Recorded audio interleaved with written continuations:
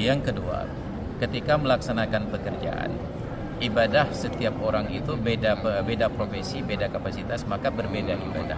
Sebagaimana tadi kita jelaskan, ibadah pemimpin adalah memikirkan nasib rakyat, ibadah pedagang adalah bertransaksi dengan jujur dan amanah, nanti ibadah anak-anak muda adalah bekerja dengan fokus dan konsentrasi, ibadah para istri adalah melayani para suami.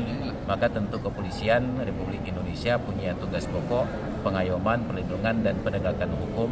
Maka ketika seorang polisi hadir dan orang sekitarnya merasa aman, itu adalah ibadahnya.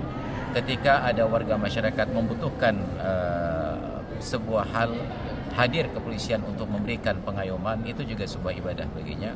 Ketika masyarakat merasa terzalimi, hadir kepolisian, personel kepolisian untuk menunaikan hak-haknya dalam penegakan hukum, maka itu juga menjadi ibadah baginya. Cuma tetap saja, jangankan pekerjaan yang kita tekuni sehari-hari, bahkan sholat pun kalau tidak ada niat tidak menjadi ibadah. Maka kita niatkan sebagai seorang personel Polri, setiap kali keluar dari rumah bahwa kita akan mencari keridhaan Allah di dalam baju seragam yang kita pakai, dalam kewenangan yang diberikan kepada kita, agar setiap hamba Allah merasa terlindungi, merasa terayomi dan merasa mendapatkan hak-hak hukum yang sesuai. Demikian. Oke, terima kasih Pak Ustadz.